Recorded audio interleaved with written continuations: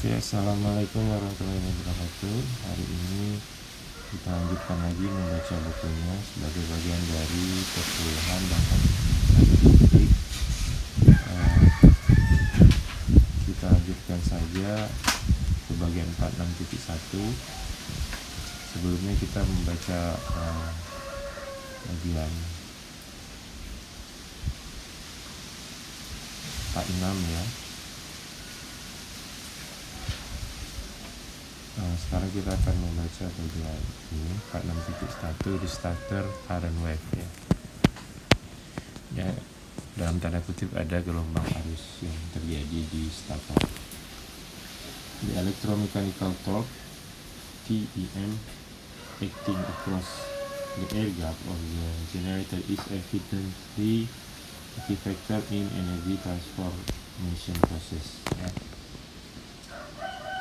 Torka elektromechanical TEM yang bekerja sepanjang gap udara ya, celah udara pada generator adalah sebuah faktor utama dalam proses transformasi energi. How is it formed? Bagaimanakah ia terbentuk? Maksudnya torka elektromekanikal itu terbentuk. What characteristics does it have? Sifat-sifat apa yang ia miliki? All rotating electric energy converters, motors, and generators alike differ in essence only in the formation of their electromechanical torque. Semua konverter energi elektrik ya, semua pengubah energi elektrik, motor dan generator ya, berbeda secara esensial dalam pembentukan torka elektromekanikal mereka. In our study of these devices, we are therefore most interested in these torques. Dalam kajian kita tentang alat-alat ini, kita tentunya paling tertarik dengan torka-torka ini. Let us investigate the features of the torque of a symmetrically loaded three-phase synchronous machine. Maka kita meneliti fitur-fitur dari torka sebuah generator sinkron 3 fasa yang dibebani secara simetrikal. The torque, as already mentioned, arises from the interaction between the rotor flux and the starter current. Torka,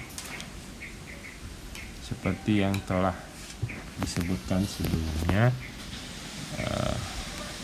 muncul dari interaksi antara flux di rotor dan arus di stator. We know the former to be a flux with a sinusoidally distributed density. Kita tahu bahwa yang awal, yaitu the flux, adalah sebuah flux dengan kerapatan yang disebarkan secara sinusoidal yang tetap terhadap rotornya. Ada di gambar 4.6. As the shaft rotates, the flux rotates with it, and it is then a constant amplitude traveling flux wave. Bersamaan dengan berputarnya shaft ini, tongkat yang memutar itu yang terhubung dengan prime movernya ya, fluxnya juga berputar dan muncullah gelombang flux yang berjalan dengan amplitudo yang konstan ya. Baiknya kita lihat dulu gambar 4.6. ini 419. Ini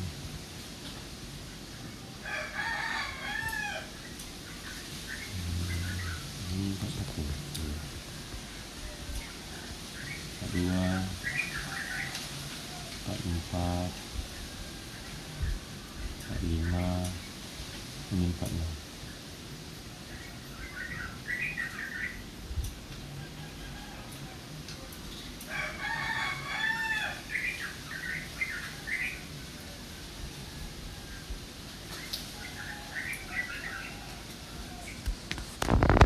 Di sini ada, kita lihat elemen dasarnya ada stator yang diam, ada rotor yang berputar.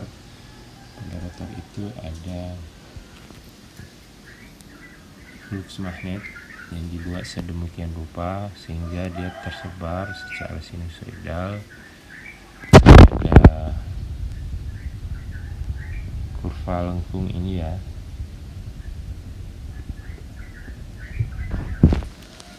itu menunjukkan pola fluxnya. Di stator ini ada beberapa coils ya, kumparannya masuk di dalam slot. Oke, itu gambar 46.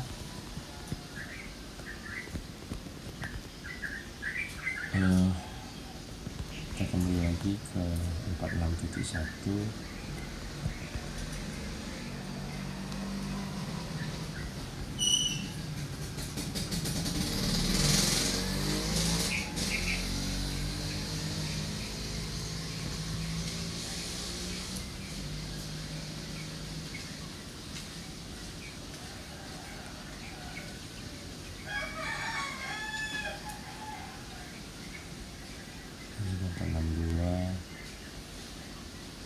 Ya.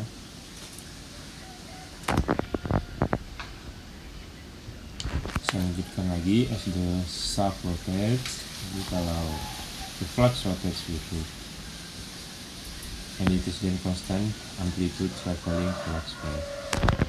Jadi ketika akhirnya rotor itu berputar, maka fluxnya juga berputar dan muncullah gelombang flux yang berjalan dengan amplitude yang konstan. Voltage induced in the stator coils must be sinusoidal, and assuming a linear load, the current must also be sinusoidal. Tegangan yang diinduksikan ya di dalam kumparan stator pastilah juga sinusoidal, dan menganggap bebannya linear, maka arusnya juga pasti sinusoidal. It follows that the currents must combine to form a constant amplitude traveling wave moving along the periphery of the stator with a speed equal to that of the rotor flux wave.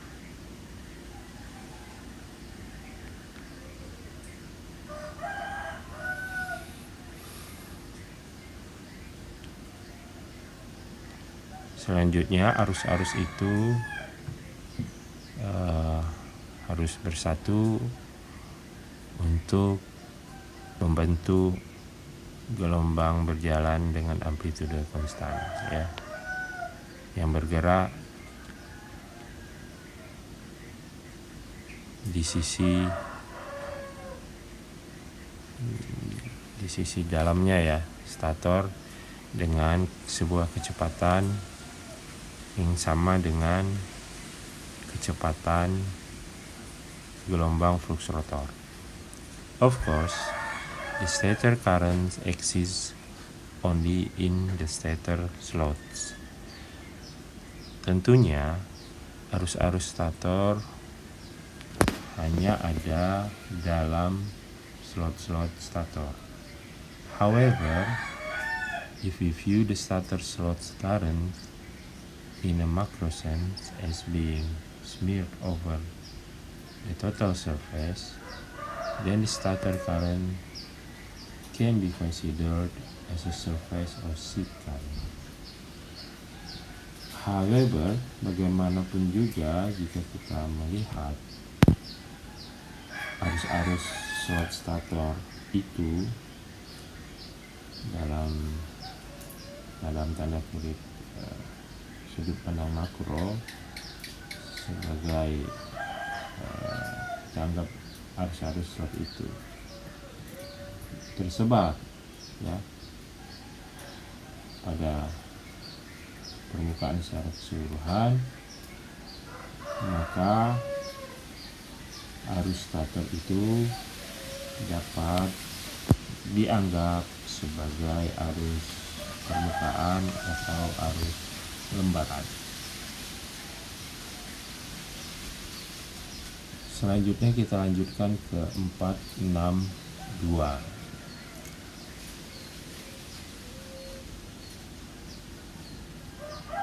Torque and power.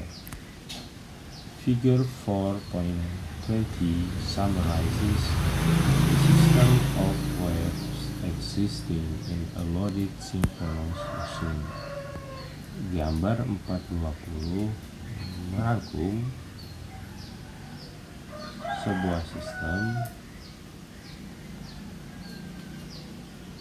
yang terdiri dari ombak-ombak yang ada dalam sebuah mesin sinkron yang terbebani. Kita lihat yang ke-20. Jadi yang bagian A ini ada gelombang flux, ya, itu terjadi di rotor.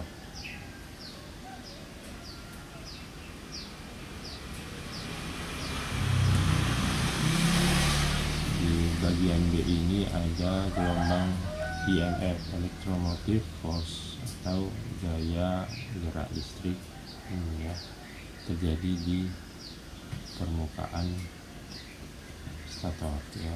Stator itu permukaannya sebenarnya enggak horizontal seperti ini ya, tapi melengkung. Kemudian ada juga gelombang arus juga terjadi di stator. Saya lanjutkan. All high frequency harmonics have been left out. Oke. Jadi dalam gambar 420 ini hanya istilahnya itu gelombang yang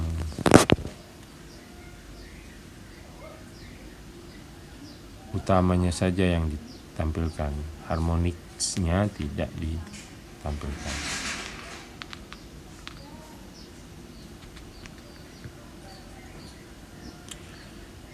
We have the magnetic flux wave bound to the rotor and traveling with constant velocity and constant amplitude. Kita memiliki flux magnetik, gelombang flux magnetik yang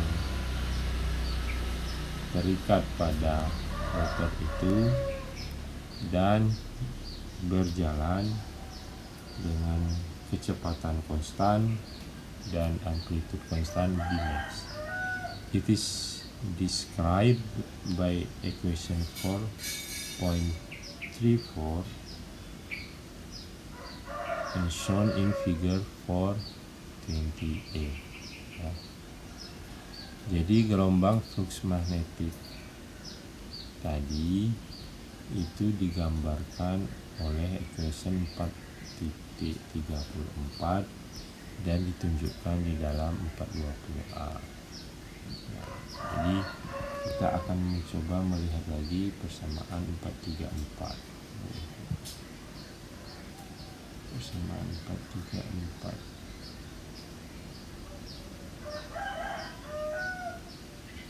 Dua.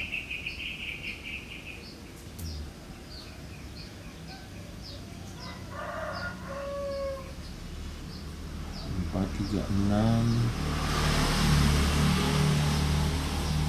Nah, inilah 434 ya. adalah persamaan yang menggambarkan gelombang flux magnetik yang terjadi di rotor ya. Omega T di sini adalah kecepatan perputaran rotor. Oke. Inilah yang digambarkan, divisualisasikan pada gambar 420A ya.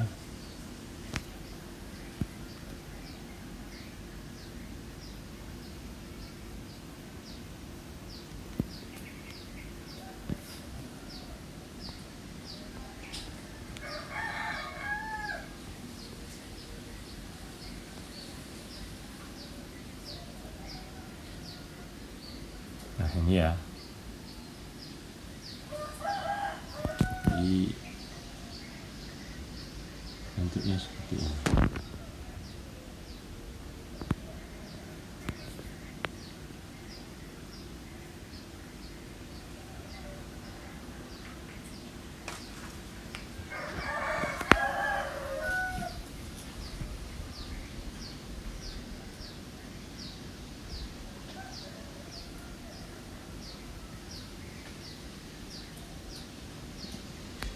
Kemudian saya lanjutkan lagi.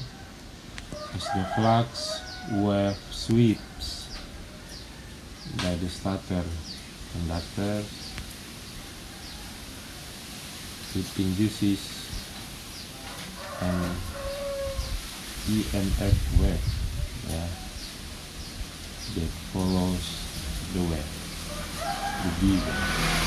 Jadi ketika flux itu menyapu konduktor stator, jadi flux itu menyentuh ya konduktor yang ada di stator ya.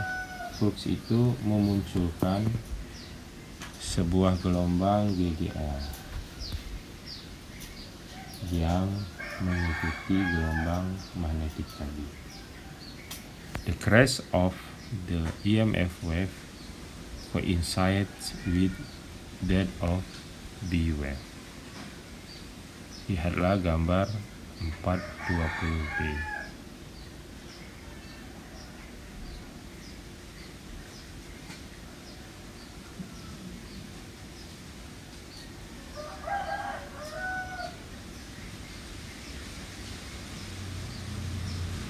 Jadi crestnya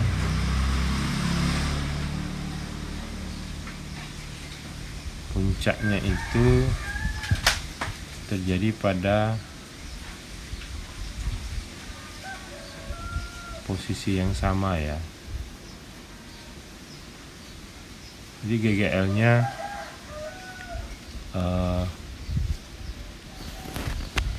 akan tinggi ketika fluxnya tinggi dan akan rendah ketika fluxnya rendah.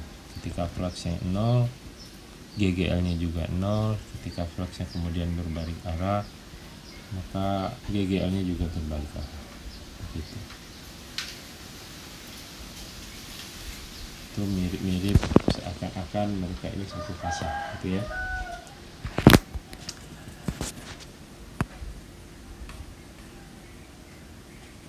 Kemudian, then there is the current wave bound to the stator. Kemudian ada yang kita sebut sebagai gelombang arus terikat pada statornya pada gambar 420C. We shall assume here that in general the current in phase A lags the EMF in phase A by angle Y. Gamma by angle gamma. Kita mengasumsikan di sini secara umum arus di fase A tinggal di belakang dari fase di belakang GGL di fase A dengan sudut sebesar gamma. This means that the current wave trails the EMF or flux wave by gamma radians. Ini artinya gelombang arus mengikuti GGL atau flux, ya, mengikuti gelombang GGL atau flux dengan gamma radian. Yaitu saya ulangi lagi bahwa gelombang flux dan gelombang GGL itu sefasa, tetapi gelombang arus ini tidak sefasa, dia dianggap di samping ini tertinggal sebesar gamma radian. Because current wave has the same speed as the flux wave and an equal number of maxima, we can, by analogy with equation 434, express it in the form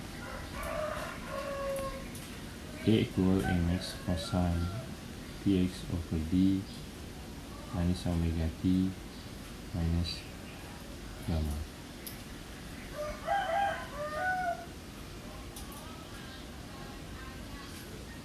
Ya, karena gelombang arus memiliki kecepatan sama dengan gelombang flux dan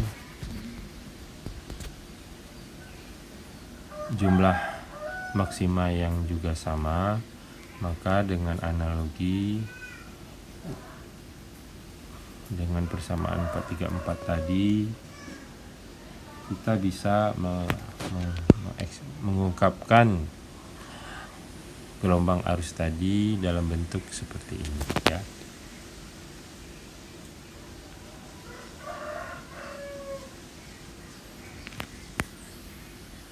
Persamaan 480. Note that the physical dimension of A is amperes per tangential meter, ya. Ingatlah bahwa dimensi dari A adalah ampere per meter tangensial. Tangensial ini maksudnya meternya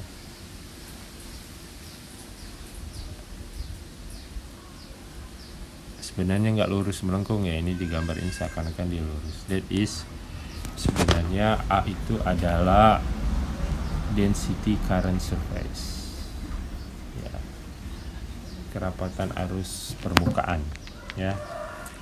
Jadi kita lihat lagi,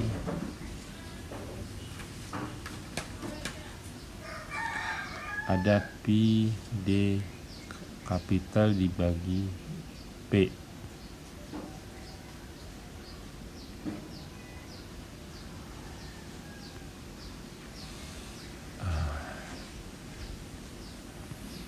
Jadi kalau kita perhatikan, ya, di persamaan 480 ini ada dua simbol yang penting, yaitu pertama X dan T. T itu adalah waktu, X itu adalah posisi.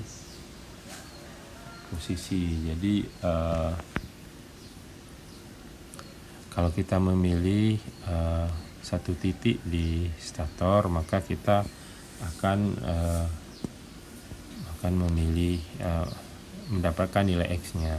Nah, kalau T ini kan waktu, dan itu tergantung juga akan bergerak, gitu. Jadi pada satu waktu ada banyak titik di dalam stator, ada banyak coil, gitu kan. Nah, ada waktu terus berjalan. Maka untuk waktu yang sama sebenarnya di titik yang berbeda, maka kita akan mendapatkan distribusi yang sinusoidal. Dan demikian juga untuk titik yang sama, seiring dengan perjalanan waktu kita akan mendapatkan bentuk yang sinusoidal juga. Ya, saya lanjutkan. If we consider an elemental strip of the stator surface, figure 421, of axial length L and tangential with dx, it is clear that the elemental current flowing in the elemental strip will interact with the flux to produce the tangential force dF. Ya. Kalau kita pikirkan sebuah strip elemental, strip yang kecil ya, strip ini kita dari permukaan stator, coba lihat gambar 421 yang panjang aksialnya L dan lebar tangensialnya dx ya. Axial length L ini maksudnya panjangnya sumbunya L ya. Kemudian jelaslah bahwa arus elemental yang menembus pita itu akan bergerak dengan flux untuk agar berinteraksi ya, akan berinteraksi dengan flux untuk menghasilkan sebuah gaya tangensial yang kita sebut df. Jadi ada pita kecil ya, lebarnya dx, terus panjangnya L. Nah, dan mengalirlah arus sebesar DI ya, maka gayanya akan merasakan gaya sebesar df. Ini gaya elektromagnetik ya. Kalau ingat hukum Lorentz, di sini muncul lagi. Maka df itu adalah LD kali DI sama dengan LDA kali dx, karena DI nya sama dengan A tadi. A ini bukan area ya, A itu adalah di 480 ya, kerapatan arus permukaan. Kalau kita lanjutkan memasukkan nilai A tadi, maka itu menjadi persamaannya seperti ini ya. B nya itu sendiri sinusoidal sama dengan B max kosinus sekian, dan A nya itu juga sinusoidal. Jadi ini adalah perkalian beberapa konstanta dengan dua buah kosinus ya. Kosinus ini ada kemiripannya ya, sudutnya yang satu adalah px bagi d dikurang omega t, yang lain px bagi d kurang omega t dikurang lagi gamma. Jadi ada beda fase antara gelombang magnetik B dengan gelombang arus permukaannya sebesar gamma radian.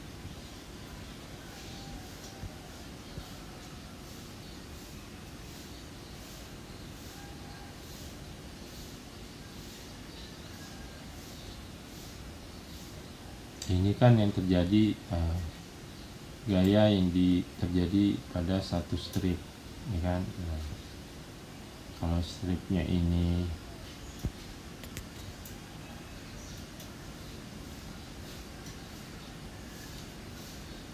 mau kita jumlahkan seluruh gaya yang dialami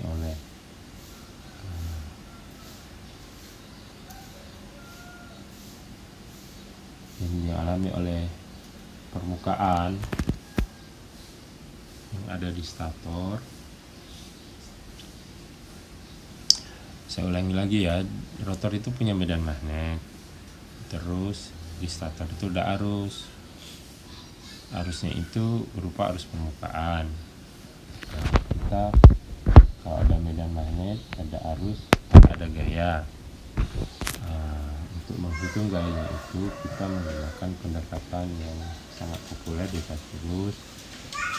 Kita anggap ada elemental current, istilahnya di sini, yaitu DI. Nah, DI ini akan mengalami sebuah gaya yang kita sebut DF. Nah, gaya totalnya adalah jumlah dari DF ini, yang kalau DF-nya cukup kecil itu akan sama dengan integral yang ada di persamaan 483 ya, dengan batas integral dari 0 sampai PD, satu periodenya ini. PD-nya itu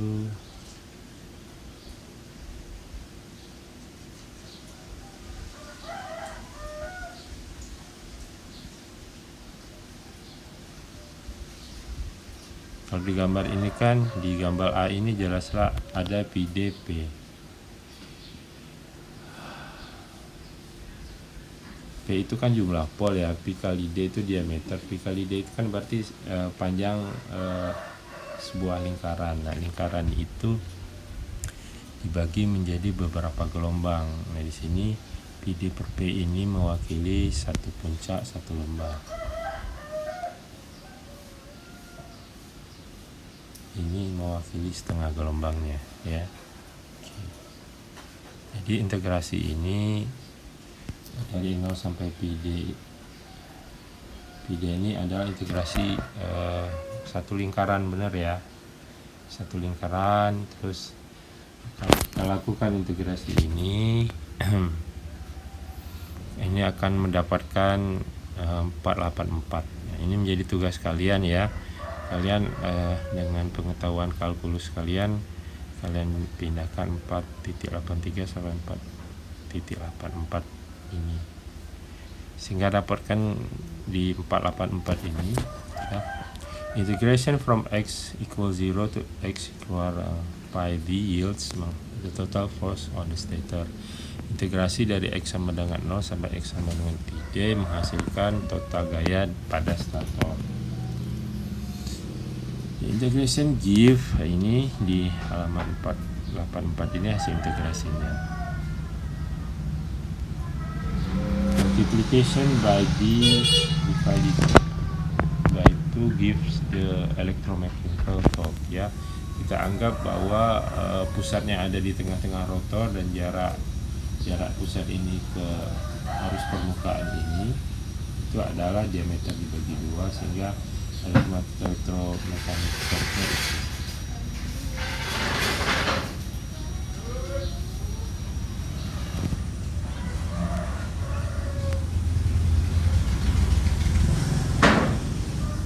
Ya, setelah dapat electromagnetic torque ini, kita lanjutkan further multiplication by omega max yields the corresponding electrical power. Kemudian kalau dikalikan dengan rotasi ya, omega max ini N kali P bagi 30, maka kita akan mendapatkan daya listrik yang berkaitan dengan torque elektromekanik tadi.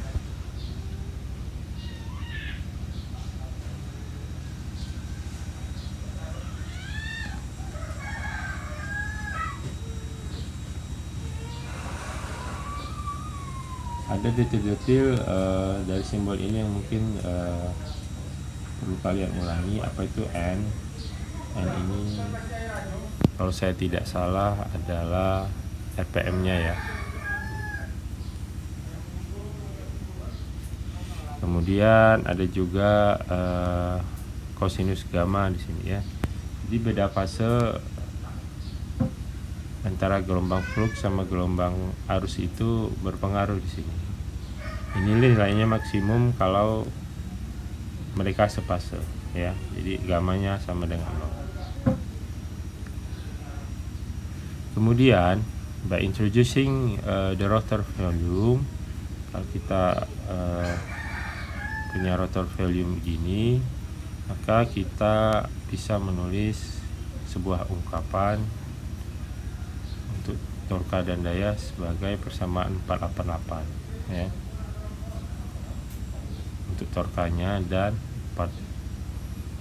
489 untuk dayanya ya. Jadi torka itu tergantung dengan volume rotor,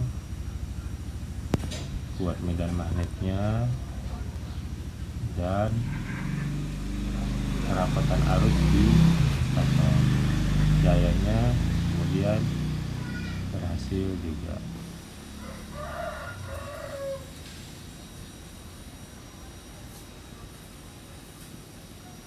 Oke, itulah torka dan daya ya. Satuannya torka adalah Newton meter, ini torka elektromagnetik, dan daya ini satuannya watt. Daya elektriknya ya. Saya lanjutkan lagi di 4.63 some practical observations.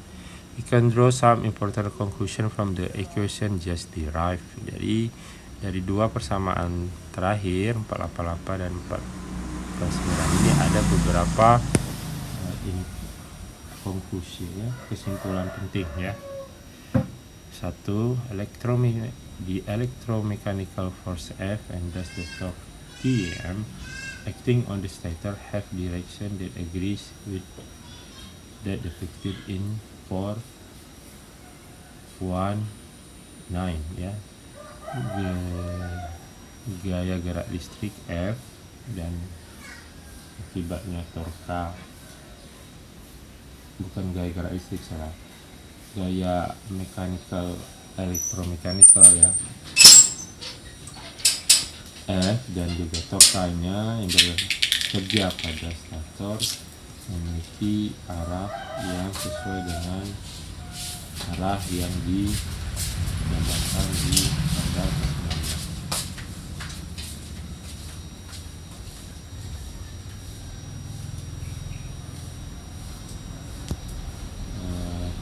Kita lihat gambar 419 ya. 419 ini 421, ini 420, 419. Nah,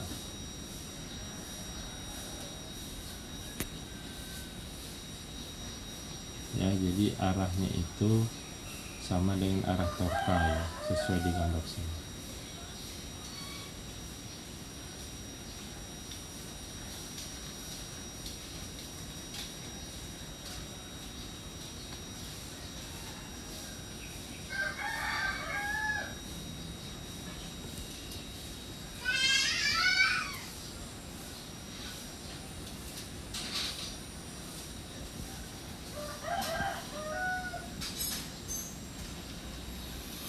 Kemudian selanjutnya, as the angle gamma is a constant, both the torque and power must be constant. This reinforces our earlier findings regarding three-phase power. Karena sudut gamanya sebuah konstan, maka torka dan dayanya juga pasti konstan. Ya, di sini kan di 488 volume semuanya ini konstan ya, V, rod, B max, E max, gamma itu konstan. Seperti itu juga di 489, maka dayanya dan torkanya juga harus konstan. Kemudian the power and torque increase in direction proportion to the volume of the machine. Jadi daya dan torka naik sebanding dengan volume mesin. Jadi semakin besar mesinnya, semakin besar dayanya. The power increases in direct proportion to speed. Kemudian daya juga naik dengan kecepatannya secara proporsional juga. This means, for example, that everything else being equal, one can obtain 10 times more kilowatts per kilogram from a 3600 RPM steam turbine than from a slow running 360 RPM hydro generator. Ya, ini berarti sebagai contoh bahwa kalau yang lainnya persis sama, maka Anda bisa mendapatkan kilowatt per gramnya 10 kali lebih besar dari sebuah turbin uap dengan RPM 3600 daripada sebuah pembangkit air dengan RPM 360 ya. Sebenarnya ini juga sama untuk semua motor yang lain. Power and torque increase in direction proportion to the magnetic flux density used. Jadi torka dan daya juga naik secara proporsional dengan kekuatan atau kerapatan flux magnetnya. Magnetic saturation sets the limit to it. Kejenuhan magnetik membatasi ya, menetapkan sebuah limit ya. If we wish to squeeze more flux out of a rotor, then we must use a disproportionate rotor field current, and this will cause heating problem in rotor winding as well as additional mechanical stresses on the rotors and its bearing. Kalau kita ingin memeras lagi lebih banyak flux dari rotor, maka kita harus menggunakan arus untuk medan rotor yang tidak wajar, yang akan menyebabkan masalah pemanasan di belitan rotor dan juga stres mekanik pada rotor dan bearingnya.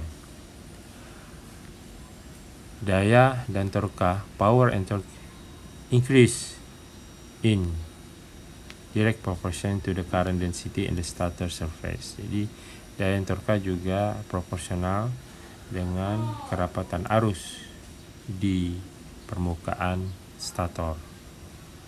Ohmic losses and resulting temperature elevation in the windings set practical limits ya. Rugi-rugi ohmic dan kenaikan suhu yang diakibatkannya yang terjadi pada belitan di stator memberikan batasan-batasan praktis. In the last 2 decades, we have seen dramatic increase in current densities due to new and better insulating materials that can withstand higher temperature. Dalam 2 dekade terakhir, kita telah melihat kenaikan dramatik dari kerapatan arus karena adanya material yang baru dan lebih baik yang dapat menahan temperatur yang lebih tinggi. But the most important development has been in improved method of force cooling. Tetapi perkembangan yang paling penting adalah metode yang lebih baik dalam hal pendinginan ya. Typically, contohnya water or hydrogen is pumped at high velocity through hollow stator conductor. Biasanya air atau hidrogen dipompa dengan kecepatan tinggi melalui lubang-lubang yang ada di konduktor stator, dan sebagai akibatnya memindahkan panas ohmic dan memungkinkan rapat arus yang lebih tinggi. Jadi konduktor stator itu dibuat berlubang, dan pada lubang itu pompa atau air atau hidrogen dipompa ya. Jadi bisa dingin, dan sebagai akibatnya kerapatan arusnya bisa naik. By supercooling the windings, the resistance and thus the ohmic losses disappear altogether. Kalau kita pakai supercooling dengan pendinginan super, maka resistansi dan rugi-rugi ohmicnya akan hilang.